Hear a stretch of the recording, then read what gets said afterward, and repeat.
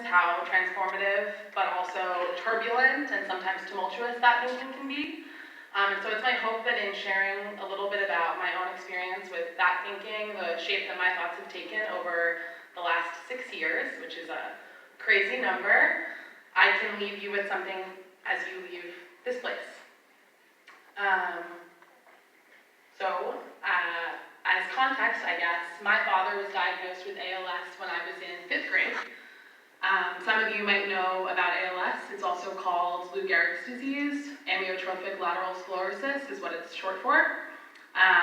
It is a really uniquely horrendous disease, and it was especially so for my father. By the time I was in 7th grade, he had lost his ability to speak, and he passed away shortly after my 8th grade graduation. So graduations are a very meaningful time for me because it feels like my father held on so he could see me walk down at least one aisle. His life was something beyond precious, and I think the loss of it has been the central tragedy of my own. Among other things, my father was Black, and my mother, who's here filming in blue, is 100% Irish Catholic. She is the most incredible woman that I've ever known, the most incredible woman that I have the blessing to love and be loved by.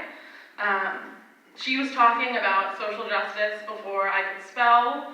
I think my favorite piece of clothing that I've ever stolen from her, including the pants that I'm wearing right now, is a t-shirt that, and not to be political, but to make the point, says Democrats have more fun. And so, mostly, her being white is irrelevant. I think she has nurtured and encouraged and supported me and my Blackness and learning about it, and as it's become a bigger and bigger part of who I am, she's listened, she's learned, I've learned from her.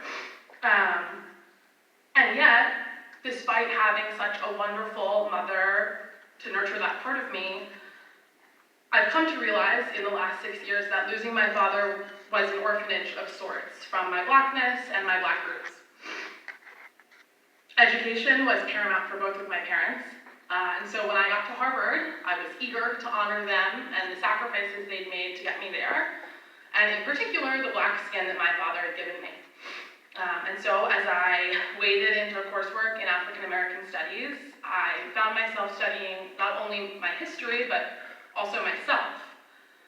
Quickly, I realized that I'd gotten to Harvard pretty naive.